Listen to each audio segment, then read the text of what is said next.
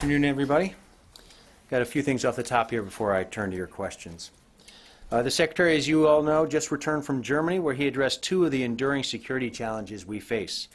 At the EUCOM change of command ceremony, he noted the challenges on NATO's eastern flank, particularly the increasingly aggressive actions of Russia, and he detailed a series of steps we're taking to reassure our allies, deter further Russian aggression, and secure a Europe that is free and at peace. The Secretary also hosted a very productive meeting with his counterparts from nations leading the military effort to deliver ISIL a lasting defeat.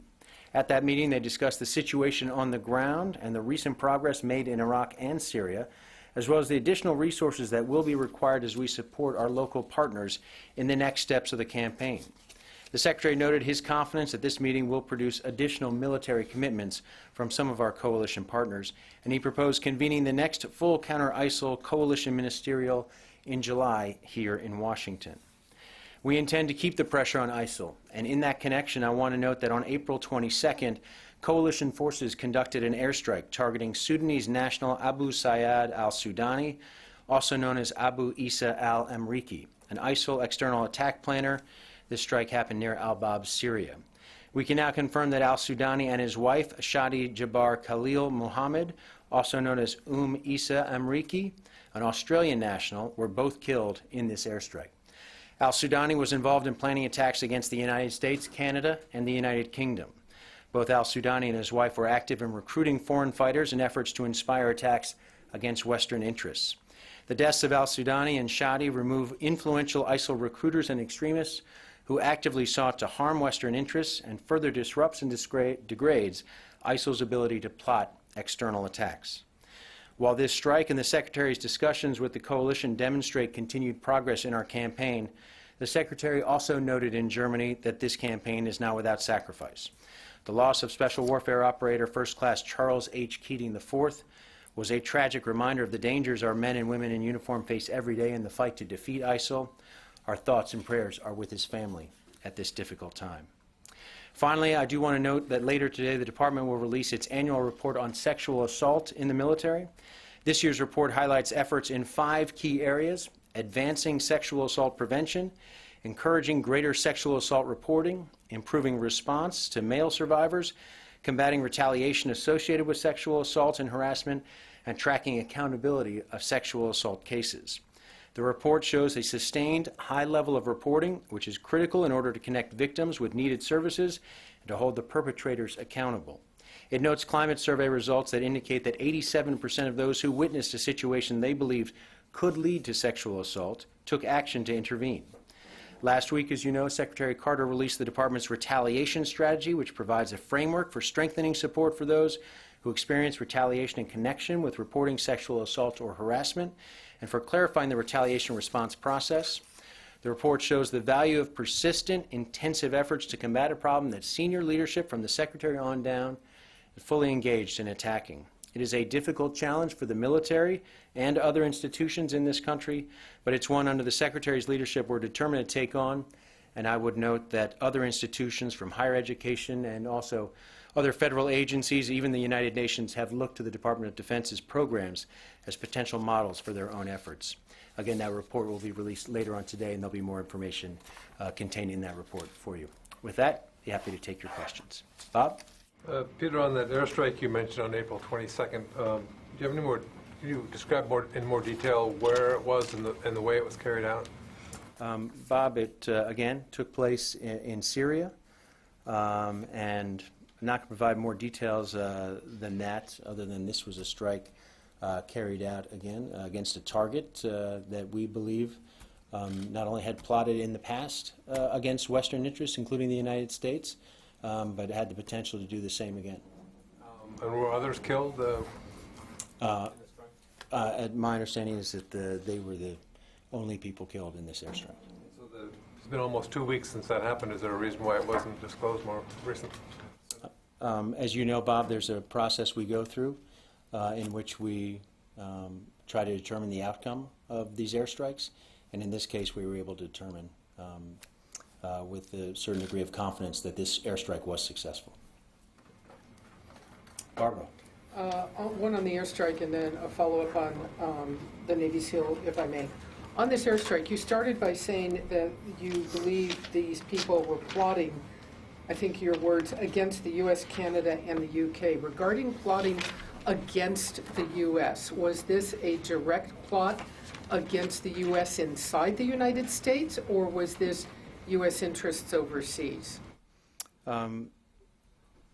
We believe, Barbara, that they were actively seeking, engaged in plots against the United States and these other countries that we've mentioned, and also, importantly, that they've been active in recruiting foreign fighters, and that was, again, among the reasons for carrying out this strike. Sure, I understand that.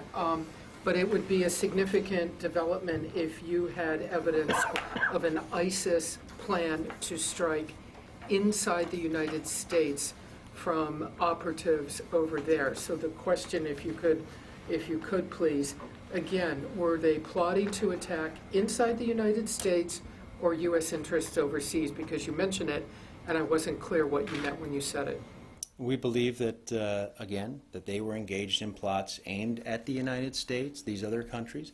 There was an effort specifically to target Western interests, and we took this strike, Barbara, because we believed that this was in America's national security interest and that they did pose a threat to the United States. To the United States inside the United States, or to the United States interests outside of the United States? It's one or the other. Yeah. We are satisfied that they posed a threat to the United States and that we were able to strike before perhaps this plotting reached the point that it posed a specific threat inside the United States, but we're satisfied that they were plotting against U.S. interests, Western interests, and also countries in addition to the United States. Outside of the United States.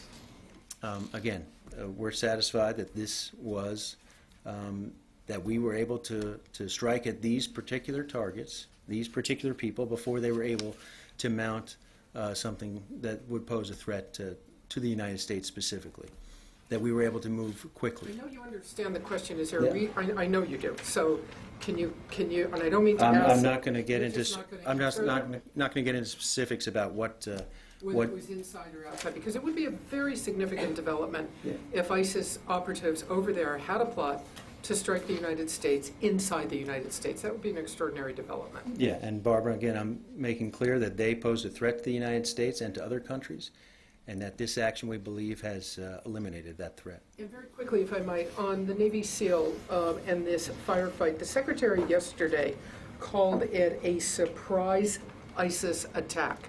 That was his words. He used the word surprise.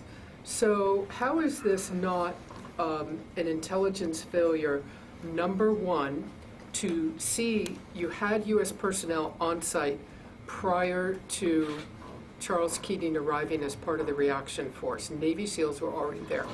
How is this not an intelligence failure then? The Secretary says it was a surprise that you did not see the ISIS vehicles and personnel rushing the Peshmerga front line, that you couldn't stop them.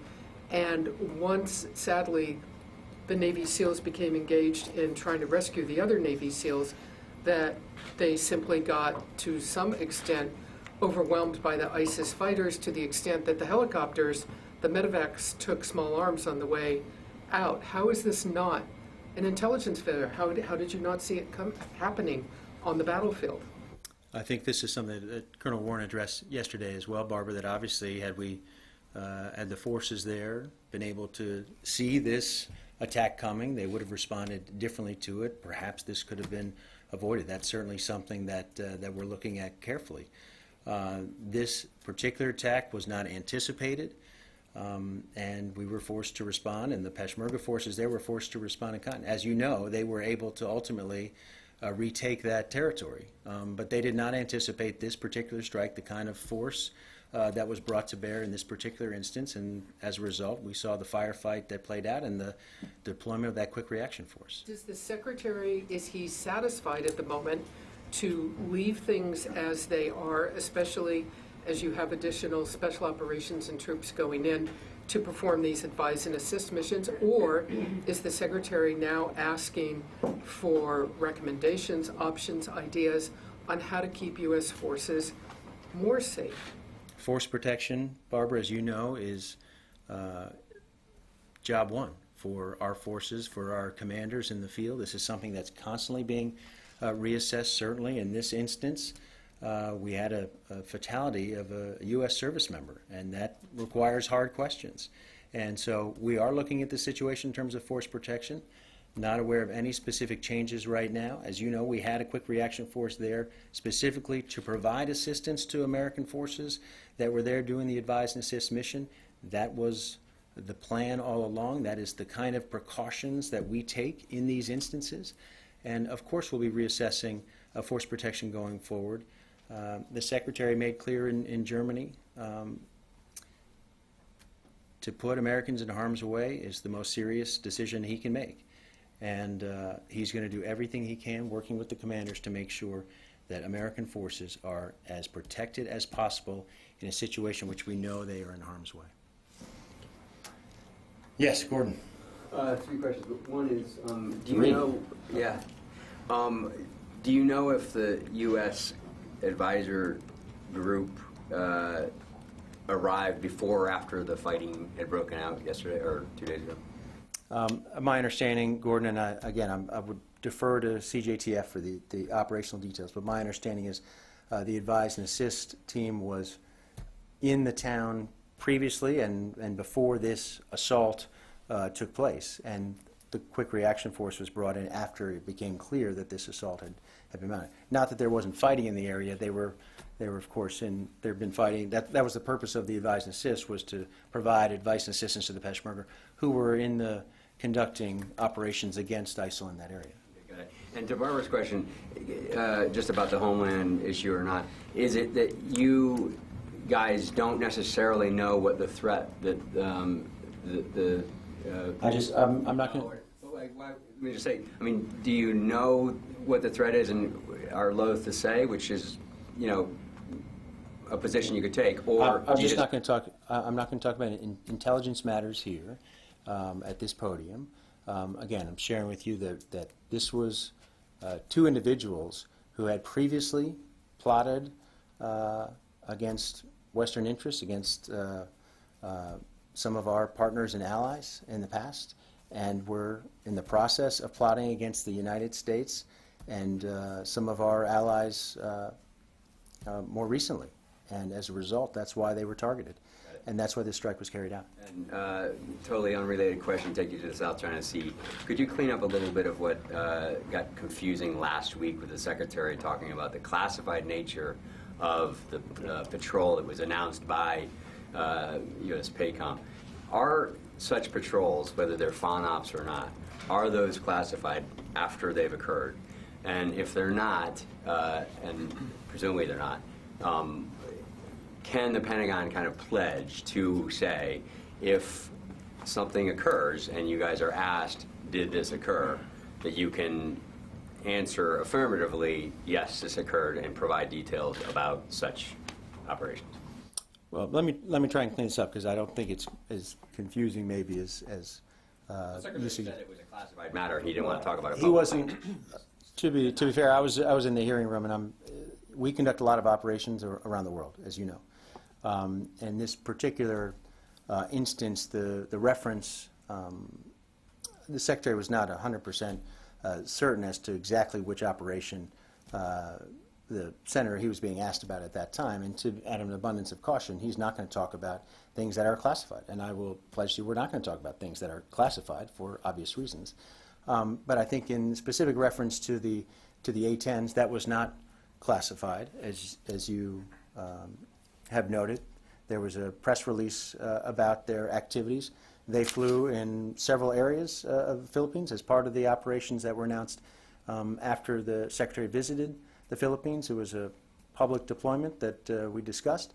And I think, so to be clear, that was not a classified operation, but the Secretary, out of an abundance of caution in a public setting, was not going to talk about something where there was any risk at all that he was going to be disclosing information that was of a classified nature. So he chose not to address that directly in an open forum like that. So, but if there's a garden variety patrol, whether it's within 12 nautical miles or not, a FONOP or not, Can the Pentagon pledge to answer publicly questions about whether those have occurred or not, assuming they have no classified nature and after the fact? We talk routinely about our operations around the world in which we fly, sail, and operate, and as international law allows, and we'll continue to do so.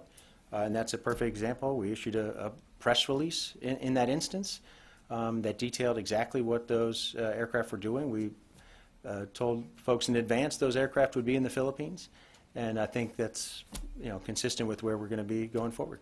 So, yes. Hi, Peter. When you talk about these two individuals that were killed in the strike, you say they had previously plotted against Western interests in the past. Mm-hmm. That suggests that those plots had come to fruition. Are these any attacks that we know about that they had been involved in? Let me just look back here on specific. If I can provide some historicals here for you. I know that, and I would encourage you to for example, I know the Australians have detailed their views and their thoughts about these particular individuals. These are people who, as I said, had previously plotted, been involved with external plots against the United States and other countries. And I'm not going to walk through, I don't have the exact details here in front of me.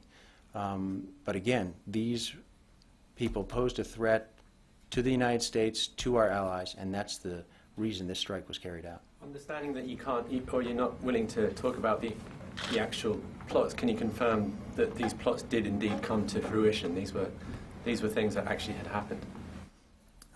Again, I'm not going to get into intelligence matters here in every single historical here. I could take that question for you if you'd like, but we are satisfied that not only had they previously plotted in the past, that they were actively plotting now against the United States and other Western interests. So, yes. Thank you, Peter. Yeah, you go first. Sorry, I had two. I pointed in an imprecise way. Do you have any information about the North Korea preparing to another nuclear test sooner or later? I don't have any information for you. I know this is something that the South Koreans, our close allies, and the United States will continue to monitor North Korean activities. Given the recent provocative actions by the North Koreans, we will continue to do that. And this is a situation where, again, these additional steps by the North Koreans at this time would be harmful to stability on the Korean Peninsula. And we, as always, urge the North Koreans to show restraint and to conduct themselves in a way that will promote peace and stability in the Korean Peninsula. In the meantime, we'll stand shoulder to shoulder with our South Korean allies.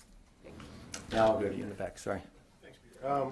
Shifting gears to Russia, on Wednesday, Defense Minister Shoigu announced the creation of 3 new divisions, 2 of which will be headed towards the country's western border, looking at the Baltics. I wanted to ask, one, did that announcement, how did that affect some of the discussions between Secretary Carter and his NATO counterparts about this rotational force? And 2, have American forces that are in the Baltics right now been put at a higher level of security or something like that? Well, first of all, the Secretary's comments at the European Change of Command, I think, are pretty clear in terms of spelling out the unfortunate situation in which the United States finds itself having to move from reassurance to deterrence. And the steps we're taking with regard to ERI, $3.4 billion, money that will be committed to trying to shore up, again, NATO's eastern flank and to show in real terms the U.S. commitment to the NATO alliance and to those countries. And so this was not done, there's no particular response to what the Russians are doing other than, again, what we're doing is in response to Russian actions in the region, whether it be in Crimea or elsewhere. And this is a tangible example of the U.S. commitment to try and bolster the security situation in that part of the world, and to show our solidarity with our NATO allies, and again provide a U.S. response that's appropriate and given the terms of the NATO alliance, and one that is consistent with our message of assurance and deterrence for our friends in that part of the world. Yes, June. The two individuals, the couple killed in the April 22nd strike, did they have any connection to the United States? Have they lived in the U.S. before, or been resident citizens, anything? I'll take that question. I'm not aware that they did.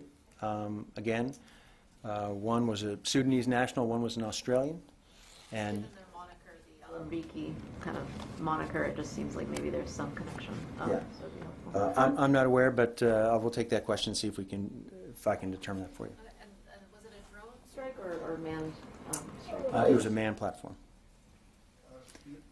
Hold on, Joe. Yes. In Syria, how confident are you that this new cessation of hostilities or the ceasefire in Aleppo is going to hold, and whether you discuss any new military modalities with the Russians, trying to make sure that there is no total collapse of this new round of this ceasefire? Well, obviously, as the Secretary has said on many occasions, including yesterday in an interview, we certainly hope the cessation of hostilities will hold and that it can build into a diplomatic resolution, a peaceful resolution of the Syrian civil war. That's the right thing for the Syrian people. But obviously, it depends on what several players on the ground do in the days and weeks to come, and we applaud the efforts by Secretary Kerry to try and secure that cessation of hostilities, to try and expand it if possible.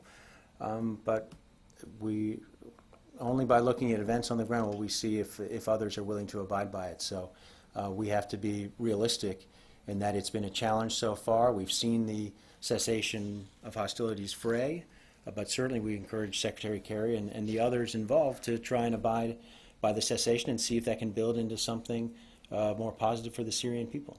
One of the major players, obviously, the Russians, and I'm just wondering if you had any recent discussion or any guarantees that they will put pressure on the Syrian regime to make sure that... So Secretary Kerry, of course, has been engaging directly with his Russian counterpart with regard to the cessation. That's been the responsibility of the State Department, so I'll leave that not beyond our memorandum of understanding with regard to overflight in Syria and the deconfliction of our air activities. But the lead has been taken by Secretary Kerry and the State Department with regard to Russia and the negotiations of the cessation of hostilities, and I'll leave that to my State Department counterparts. One more related to the same topic. Some reports indicated that the U.S. was in favor of including Jabhat al-Nusra in this ceasefire, where the Russians were adamant that they don't want him to be included. Can you just shed some light on this, whether it's actually part of the thinking of allowing them to do The it? discussions about the cessation of hostilities and the terms of that are something I'm going to leave to my State Department counterparts. As you know, our focus here at the Department of Defense is on defeating ISIL and eliminating ISIL as a threat, and we're going to continue to stay focused on that. Because Jabhat al-Nusra is, you consider it a terrorist organization. Yes, we do. And you're fighting against ISIS and all the organizations with Al-Qaeda or Nusra or whatever. So this is part of the Department of Defense to discuss an issue like this, whether it should be part of They're not part of the ceasefire. They're not part of the ceasefire right now, and again, with regard to the exact aspects of the ceasefire and the participants, that's something that's been negotiated in Geneva by Secretary Kerry. But as you pointed out, they are not part of the ceasefire right now, and that's how we understand it here at the Department of Defense. Yes, Lucas. Sorry, Joe. I'll come back. According to the U.S. Marine Corps, out of their 247 F-18 Hornets, only roughly 30% can fly right now. Is the Secretary concerned about that? The Secretary's been on the Hill. He's talked about readiness. He's talked about, in particular, has been asked about marine aviation and readiness there and those issues, and the budget that he's put forward in consultation, of course, with the services, including with the Marine Corps, reflects a budget that tries to achieve the maximum level of readiness within the budget confines. And this has been an area of concern for the Marine Corps, one that the Secretary has tried to address with his budget and has been obviously in close consultation with the Marine leadership about it, and believes that the budget that we have reflects the best effort to try and make sure readiness across the board, whether it's marine aviation or any other aspect of the U.S. military are up to the challenge. See the struggles with marine aviation as more of a widespread problem across all the services? No, I don't think so. I mean, I think this is a particular issue that's been discussed at length, and this is an issue we're working to address. And again, the budget reflects particular decisions made to try and address some of these issues. So, readiness is critically important, and whether it's the Marine Corps or any other service, and the Secretary has put an emphasis on readiness in this budget, while at the same time also making the investments in the future and innovation that are going to serve the Marine Corps and the Army and the Navy and the Air Force in the years to come. And just switching gears for a second, yesterday the IRGC, the Iranian Revolutionary Guard Corps, a senior commander threatened to shut down the Strait of Hormuz. Is that a concern to the Secretary, and do you have a response or reaction to those comments? Lucas, of course, we would have concerns with comments like that. You know that we will continue to fly, sail, and operate wherever international law allows, and any effort to cut down to somehow shut down a waterway of critical importance to the global economy is something that we would treat with a great degree of concern. And obviously, we have our forces present in that part of the world to make sure that there is the free flow of commerce, and that certainly American interests are maintained. Joe, sorry. I want to go back to the two individuals in Syria. Could you say if this operation has been coordinated with any local force or regional player in Syria? Joe, again, I'm not going to get into intelligence or operational details about this beyond the fact that this strike was carried out with these specific targets in mind because of the threat they pose to the United States and some of our allies. Back to your opening statement, you mentioned that there will be a meeting in Washington D.C. in July. Could you give us more details on that? Yes, as you know, there have been several ministerials now involving members of the coalition, some smaller group, as was the meeting in Stuttgart over the past yesterday. The meeting in July, and again, we're still working out the details. The hope would be that this would be full membership of the coalition. No dates yet. No dates yet. We're still trying to work out the details, as you can imagine, trying to get everyone from multiple countries into Washington at the same time. Just pose some logistical hurdles that we'll try and overcome. Yes, Kuni. I know you will not answer the politicized question, but I have enough courage to ask the politicized question. That is, a candidate for next U.S. president accept the notion of the nuclearized Japan and South Korea. So can you agree with that? Or could you reiterate the ironclad commitment of the United States to provide the nuclear deterrence to Japan and South Korea? Again, Kuni, you prefaced your question with, I'm not going to get into presidential politics, and so I'm not going to get into presidential politics at this podium. It's not the place for me to be and for the Department of Defense to be to weigh into election issues. So, yes, Kasim. Peter, I will have two questions on follow-ups on one on cessation of hostilities. You said that Secretary Kerry led this, deal with Russians. Mm-hmm. Could you just clarify that the Defense Department doesn't have anything to do with this agreement, or if they have, what's the role of the Defense Department in this agreement? The State Department has been the lead on this from the start. Secretary Kerry has, understandably so. The meetings in Geneva, we provide, of course, advice as the department does. We've had uniformed people providing guidance to the State Department in their negotiations. And so, of course, we're in an advisory role, but in terms of the negotiations themselves, they've been led by the State Department and Secretary Kerry. So Secretary Kerry said that if this deal falls or somehow not abided by other partners, we will have other choices. Does the military option is one of those choices, these things that Secretary Kerry mentioned as another way or other options?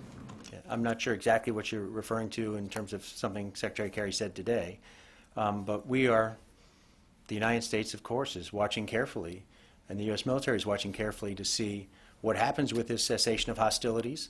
Our fight is with ISIL, but we're watching what happens in in other parts of Syria very carefully to make sure that there is no impact on our efforts, and that, more importantly, that the Syrian people get some relief from a civil war that has caused tremendous suffering and strife for people in Syria. And of course, we are supportive of Secretary Kerry's efforts to achieve a cessation of hostilities. The Syrian people, as Secretary Carter has stressed, they deserve better than what they have right now. And anything that can be done to reach a diplomatic and peaceful resolution of this conflict is something, of course, that we would support. And about the this airstrike on to April 22, could you just clarify whether it was these guys were part of an emerging target and then you processed the airstrike, or were they being followed by intelligence or people on the ground before, and then you track them and then you strike them? I'm not going to get into specifics in terms of intelligence or operations. These were specific targets, though, that had been identified, these individuals. Yes, Louis. Peter, on the two individuals that you mentioned at the top in this airstrike, are you referring us to the Australians to confirm their nationality, or particularly the white? You said that the Australians have information. My understanding is the Australians have made a public statement about this as well. Thank you. The question I wanted to ask was about those intercepts between the Russian aircraft and with the U.S. Navy and U.S. Air Force over the Baltic. Has Secretary Carter considered reaching out to Defense Minister Shoigu? And when was the last time you actually spoke to him? And does he believe that engagement with Mr. Shoigu is good for moving forward between U.S. and Russian relationships? Specifically with regard to the most recent events, we have raised our concerns with the Russians through the appropriate channels. That has not been the Secretary of Defense, but we've had those conversations at the appropriate level and made our concerns known about the unprofessional and unsafe behavior of the Russians in those instances. With regard to the Secretary's engagement with Minister Shoigu, he has engaged with Minister Shoigu in the past, as you know, specifically with regard to the ISIL fight and events in Syria. And at this time, we don't have any additional meetings or correspondence planned between the Secretary and the Minister, but the Secretary is not opposed to it. He's spoken with Minister Shoigu in the past. But right now, we don't believe that that would serve any particular purpose at this point in time. Can you tell us how far back in the past we're talking about that this conversation? Yeah, I can check the date on it. It's been some time, but we'll check a date and get it back to you. So have there been conversations since 2014 when the Russian forces moved into Crimea? Because I think at that point there was consideration. Yes, we've read out conversations the Secretary's had with Minister Shoigu just in recent months. So it's been tied to the ISIL fight, as you know. So we'll get the date for you specifically.